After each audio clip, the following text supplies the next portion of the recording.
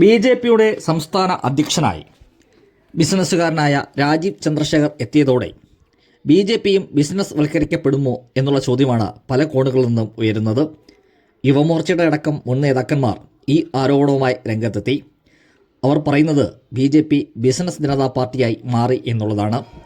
ഇതുതന്നെയായാലും ടീമൺ media ഇന്ന് അത് ചർച്ച ചെയ്യുകയാണ്.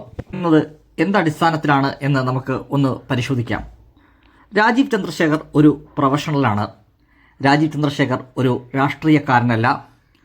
അതാണ് നാം ആദ്യം തിരിച്ചറിയേണ്ടത്.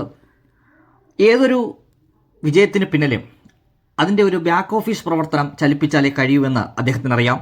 അദ്ദേഹം ബിസിനസ്സുകാരനാണ്. ഏതൊരു ബിസിനസ്സിലും അതിൻ്റെ ബാക്ക് ഓഫീസിൻ്റെ പ്രവർത്തനത്തിൻ്റെ കരുത്താണ് ആ ബിസിനസ്സിനെ മുന്നോട്ട് നയിക്കുന്നത്. അതുപോലെ അദ്ദേഹം രാഷ്ട്രീയ പാർട്ടിയുടെ പ്രവർത്തനത്തിൽ, ബി.ജെ.പിയുടെ പ്രവർത്തനത്തിൽ അത്തരമൊരു ബാക്ക് ഓഫീസ് വേണമെന്ന് ആഗ്രഹിക്കുന്നു.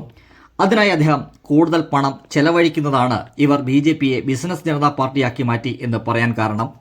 തിരുവനന്തപുരത്തെ ബി.ജെ.പിയുടെ സംസ്ഥാന ഓഫീസിലേക്ക് എത്തിച്ചെന്നാൽ നമുക്ക് അത് വ്യക്തമായി അറിയാൻ കഴിയും.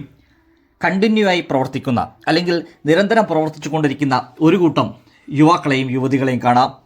അവർ ബി.ജെ.പിക്ക് വേണ്ടി, ബി.ജെ.പിയുടെ പ്രവർത്തനത്തിന് വേണ്ടി പണിയെടുക്കുകയാണ്. അവർക്ക് മാന്യമായ ശമ്പളം കൃത്യമായ ദിവസം ലഭിക്കുന്നു എന്നുള്ളതാണ് നാം തിരിച്ചറിയേണ്ടത്. അങ്ങനെ അവർക്ക് മാന്യമായ ശമ്പളം നൽകി അതിൻ്റെ ഒരു ബാക്ക് ഓഫീസ് സജ്ജീകരിക്കുവാൻ രാജീവ് ചന്ദ്രശേഖരന് കഴിഞ്ഞു എന്നുള്ളതാണ് അദ്ദേഹത്തിൻ്റെ ആദ്യ പടി എന്നുള്ളത്. ഇത് ബി.ജെ.പിയുടെ സംസ്ഥാന ഓഫീസിൽ മാത്രം കാണുന്ന ഒരു കാഴ്ചയല്ല. ബി.ജെ.പിയുടെ ജില്ലാ ഓഫീസുകളിലും ഇങ്ങനെ ഒരു കാഴ്ച കണ്ടു തുടങ്ങിയിരിക്കുന്നു. അവിടെ യുവതി യുവാക്കൾ ബി.ജെ.പിയുടെ പ്രവർത്തകരെ വിളിക്കുന്നു, സാധാരണക്കാരെ വിളിക്കുന്നു. അവിടെ ഒരു സഹായത്തിനെത്തുന്നവർക്ക് മിനിറ്റുകൾക്കുള്ളിൽ സഹായം ചെയ്തു നൽകുന്നു. ഇങ്ങനെ ഒരു സജീവമായി ബി.ജെ.പിയുടെ ഓഫീസുകൾ മാറി എന്നുള്ളതാണ്. ഇതിനായി ഉപകരണങ്ങൾ വേണം, ഇതിനായി സജ്ജീകരണങ്ങൾ വേണം. ഇതിനൊക്കെ രാജീവ് ചന്ദ്രശേഖർ പണം നൽകുന്നു എന്നുള്ളതാണ് ഇവർ രാജീവ് ചന്ദ്രശേഖർ ബിസിനസ് ജനതാ പാർട്ടിയാക്കി ബി.ജെ.പിയെ മാറ്റി എന്ന് പറയുന്നത്. അദ്ദേഹം ബി.ജെ.പിയുടെ കേരള ഘടകത്തിലേക്ക് എത്തിയിട്ട് മാസങ്ങളെയാകുന്നുള്ളൂ, അധ്യക്ഷനായിട്ട് മാസങ്ങളെയാകുന്നുള്ളൂ. അദ്ദേഹത്തിന് ഇനിയും ഒരുപാട് കാര്യങ്ങൾ ബി.ജെ.പിയിൽ നിന്ന് പഠിക്കേണ്ടതുണ്ട്.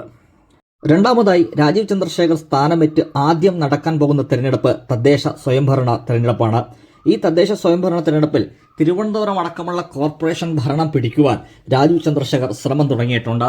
അങ്ങനെ കോർപ്പറേഷനുകളും തദ്ദേശ സ്വയംഭരണ സ്ഥാപനങ്ങളും ഭൂരിഭാഗം വാർഡുകളും ബി.ജെ.പി പിടിക്കണമെന്ന ആഗ്രഹത്തോടെ അതിൻ്റെ പ്രവർത്തനം ആരംഭിച്ചിട്ടുണ്ട്. അതിനായി അതിൻ്റെ പഞ്ചായത്ത് തല ചുമതല നോക്കുന്ന, അല്ലെങ്കിൽ യാത്ര ചെയ്യുന്ന വ്യക്തികൾക്ക് ഒരു നിശ്ചിത തുക ഇതിനോടകം വന്നു കഴിഞ്ഞു എന്നുള്ളതാണ് പാർട്ടിയിലെ പലരും പറയുന്നത്. അതും രാജീവ് ചന്ദ്രശേഖർ പാർട്ടിയെ ബിസിനസ് ജനതാ പാർട്ടിയാക്കാൻ ശ്രമിക്കുന്നതിൻ്റെ ഭാഗമാണ് എന്നാണ് ഒരു കൂട്ടം പാർട്ടി നേതാക്കന്മാർ ആരോപിക്കുന്നത്. അതേസമയം അദ്ദേഹം കൃത്യമായി ഫോക്കസ് ചെയ്യുന്നു.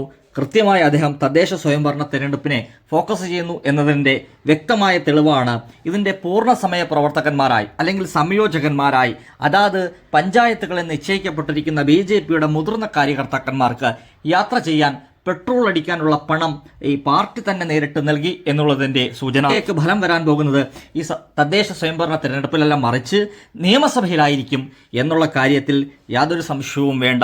രാജീവ് ചന്ദ്രശേഖർ മുന്നോട്ട് കുതിക്കുകയാണ്. ആ മുന്നോട്ട് കുതിക്കുന്നതിന് തടയിടുവാൻ ഒരു വിഭാഗം പാർട്ടി നേതാക്കന്മാർ ശ്രമിക്കുന്നതിൻ്റെ ഭാഗമാണ് പല സ്ഥലങ്ങളിൽ നിന്നും ഇങ്ങനെയുള്ള പ്രശ്നങ്ങൾ ഉണ്ടാവുന്നത്. യുവമോർച്ച നേതാക്കന്മാരുടെ ഈ ആരോപണത്തെ രാജീവ് ചന്ദ്രശേഖർ നേരിട്ടത് അവരെ പാർട്ടിയിൽ നിന്ന് സസ്പെൻഡ് ചെയ്തിട്ടാണ് എന്നുള്ളതാണ്. അതിന് പുതിയ സംസ്ഥാന ഭാരവാഹി പട്ടികയിൽ പ്രഖ്യാപിക്കപ്പെട്ട നേതാക്കന്മാരിൽ ഭൂരിഭാഗവും ABVPയുടെ പഴയകാല പ്രവർത്തകരാണ്. ABVPക്ക് വേണ്ടി നിരവധി സമരങ്ങളിൽ പങ്കെടുത്തവരാണ്, നിരവധി കേസുകൾ പറയുന്നവരാണ്, മികച്ച സംഘാടകരാണ് എന്നുള്ളത് കൊണ്ടാണ് ഈ വിഷയത്തിൽ ആരോപണം നടത്തിയ വ്യക്തികൾക്കെതിരെ, അല്ലെങ്കിൽ നേതാക്കന്മാർക്കെതിരെ ഒരു നടപടിക്ക് കാരണമായതെന്ന് പറയാതിരിക്കാൻ നിവർത്തിയില്ല.